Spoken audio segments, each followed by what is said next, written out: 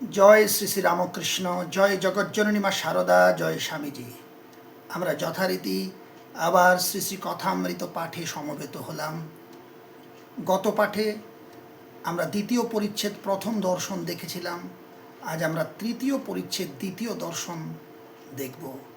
তার আগে আমার লেখা এবং আমার সুর করা কথামৃত মহিমা গান দিয়ে আমাদের এই পাঠ শুরু করব।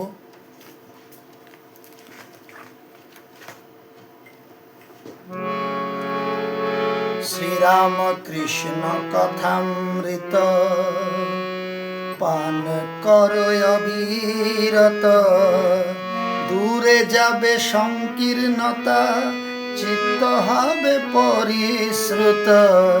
শ্রীরামকৃষ্ণ কথামৃত পান করো অবিরত, দূরে যাবে সংকীর্ণতা, চিত্ত হবে পরিশ্রুত। শ্রীরামকৃষ্ণ কথামৃত।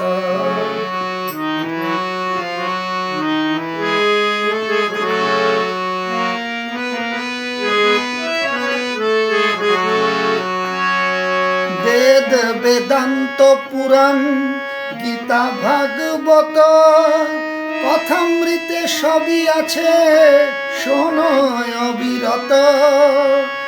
ঠাকুর শ্রীরামকৃষ্ণ নিজের মুখেতে কথামৃত দিলেন সবে, ভক্তি হবে চিতে, ভক্তি হবে চিতে। শ্রীরামকৃষ্ণ কথামৃত পান করো অবিরত।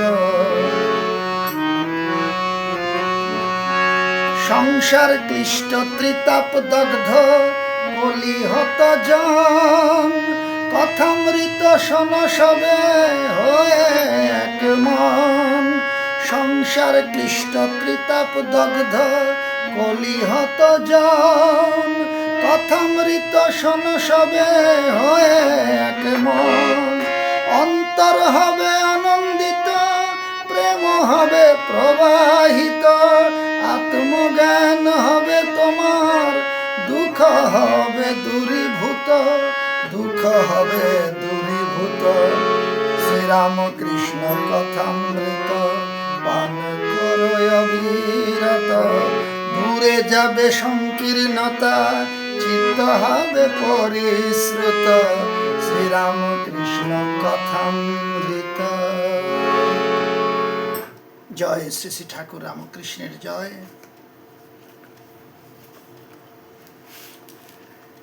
তৃতীয় পরিচ্ছেদ দ্বিতীয় দর্শন। তার প্রথমে একটা শ্লোক দেওয়া আছে। গুরু প্রণাম মন্ত্রে এই শ্লোক ব্যবহৃত হয়। অখণ্ড মণ্ডলাকারম ব্যাপ্তম येन চরাচরম তৎপদম দর্শিতম येन তস্मै শ্রী গুরুবে নমঃ। বলা হচ্ছে অখণ্ড মণ্ডলাকারে, মানে অনন্ত কোটি বিশ্ব ব্রহ্মাণ্ডে যে ভগবান ব্যপ্ত হয়ে আছেন, তার চরণ যিনি দেখিয়ে দেন আমাদেরকে, যার কৃপায় আমরা সেই পরমেশ্বরের চরণ, পরমেশ্বরকে উপলব্ধি করতে পারি, তস্मै শ্রী গুরুবে নমঃ। সেই গুরুকে প্রণাম, সেই গুরুকে নমস্কার। গুরু শিষ্য সংবাদ। দ্বিতীয় দর্শন সকালবেলা 8টার সময়। ঠাকুর তখন কামাতে যাচ্ছেন। মাস্টার মশাইয়ের সঙ্গে ঠাকুরের দ্বিতীয় দর্শন। সকালবেলা 8টার সময় ঠাকুর তখন কামাতে যাচ্ছেন। এখনো একটু শীত আছে, তাই তাহার গায়ে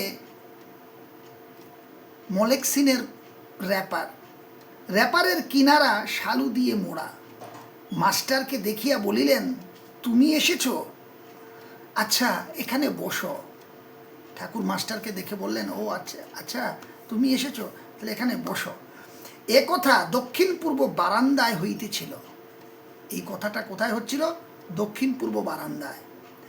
নাপিত উপস্থিত, যেহেতু ঠাকুর কামাতে এসেছেন, নাপিত এসেছে। সেই বারান্দায় ঠাকুর কামাইতে বসিলেন ও মাঝে মাঝে মাস্টারের সহিত কথা কহিতে লাগিলেন। কামানোও চলছে আর মাস্টারের সঙ্গে কথাও বলছেন।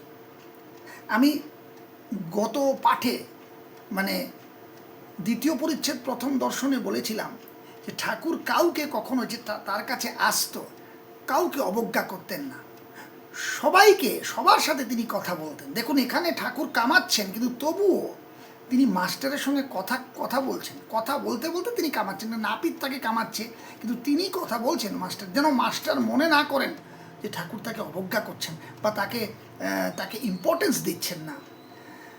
মাস্টারের সহিত কথা কহিতে লাগলেন।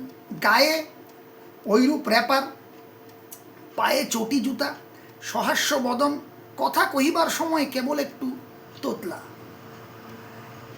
শ্রীরামকৃষ্ণ মাস্টারের প্রতি, হাগা তোমার বাড়ি কোথায়? প্রথম বলছেন ঠাকুর শ্রীরামকৃষ্ণ মাস্টারকে যে প্রথম প্রশ্ন করলেন, হাগা তোমার বাড়ি কোথায়, তোমার বাড়ি কই? মাস্টার, আগা কলকাতায়।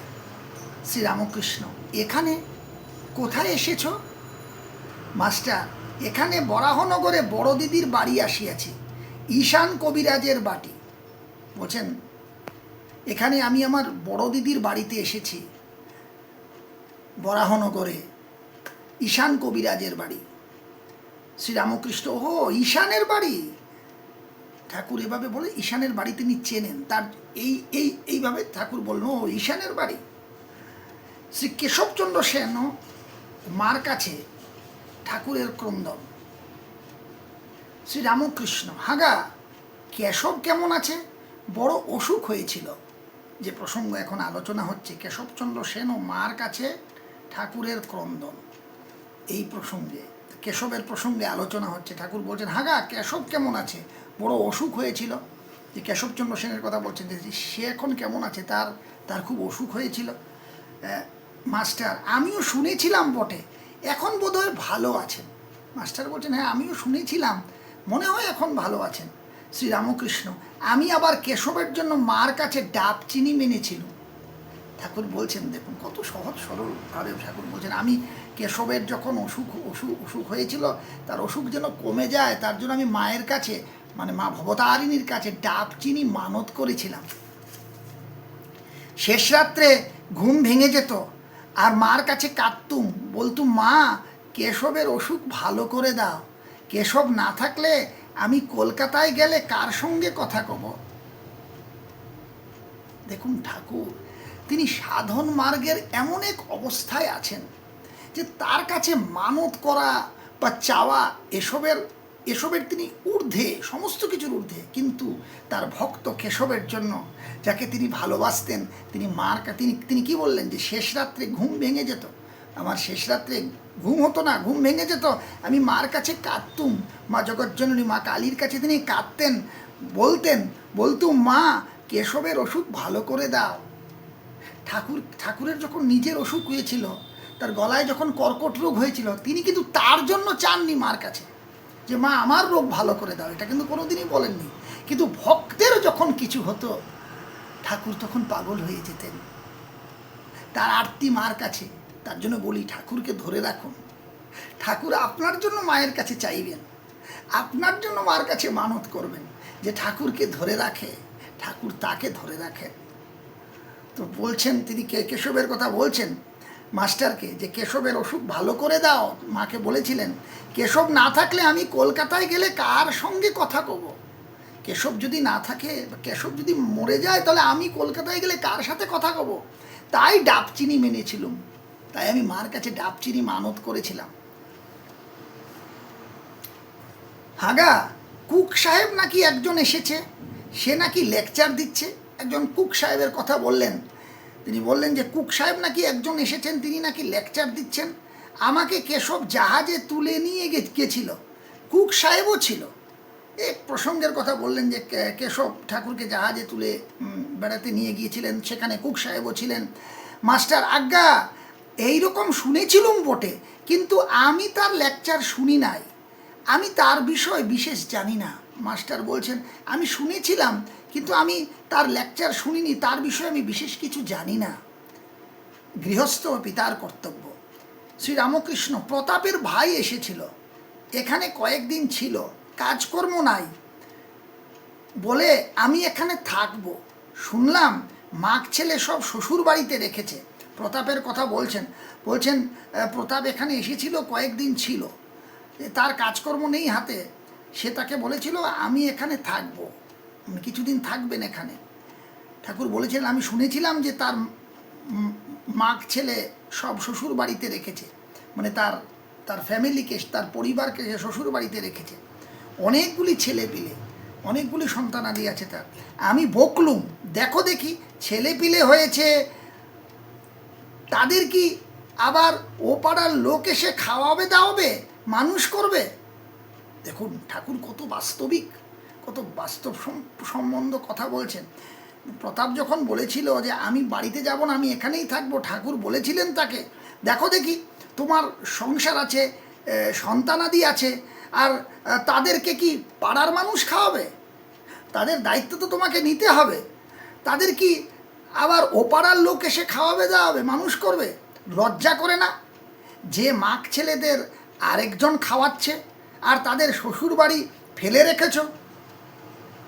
কীরকম সুন্দর করে ঠাকুর প্রতাপের প্রসঙ্গে বললেন, যে তিনি প্রতাপকে বলেছিলেন যে তুমি শ্বশুর বাড়িতে ফেলে রেখে দিয়েছ তোমার পরিবার, তোমার সন্তানাদিদেরকে, তাদেরকে কি মানুষে খাওয়াবে? হ্যাঁ, তুমি যেহেতু বিয়ে করেছো, তোমার দায়িত্ব, তোমার সংসার হয়েছে, ছেলেপিলে হয়েছে, তোমার দায়িত্ব। জগৎগুরুর মতো জগৎগুরু শ্রী রামকৃষ্ণ বুঝিয়ে দিচ্ছেন প্রতাপকে যে না, সংসার যখন করেছ তাহলে তোমাকে সংসার পালন করতে হবে, তোমাকে তার দায়িত্ব নিতে হবে। অনেক বকলুম, আর কাজকর্ম খুঁজে নিতে বললুম, তবে এখান থেকে যেতে চায়। ঠাকুর বলছেন আমি তাকে অনেক বুঝিয়েছিলাম, বললাম কাজকর্ম খুঁজে নাও, সংসার যখন করেছো কাজ তো করতেই হবে, এভাবে বসে থাকলে চলবে না, কাজকর্ম খুঁজে। তারপরে ঠাকুরের কথায় অনুপ্রাণিত হয়ে বুঝতে পেরে সে এখান থেকে যেতে চায়। এই অধ্যায়ের মধ্যে আমরা, এই যে আমরা পড়লাম, এই অধ্যায়ের মধ্যে আমরা কি কি জিনিস দর্শন করলাম? যে ঠাকুরের প্রতি, ঠাকুরের ভক্তের প্রতি তার যে টান, তার যে আরতি। কেশবের প্রসঙ্গে আমরা দেখলাম যে কেশবের যখন অসুখ করেছিল তখন ঠাকুর মার কাছে মানত করেছিলেন।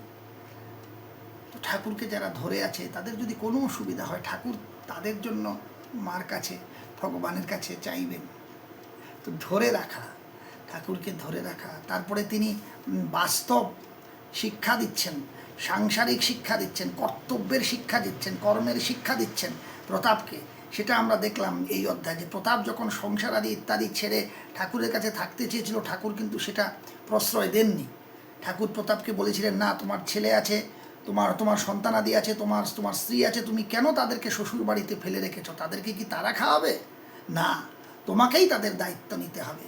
তো এই অধ্যায়ে, এই তৃতীয় পরিচ্ছেদ দ্বিতীয় দর্শনে আমরা এই সুন্দর ঠাকুরের বাণী দর্শন করলাম, শ্রবণ করলাম। জয় শ্রী শ্রী ঠাকুর রামকৃষ্ণ, জয় জগজ্জননী মা শারদা, জয় স্বামীজি। হরে কৃষ্ণ কৃষ্ণ কৃষ্ণ হরে হরে, হরে রাম রাম রাম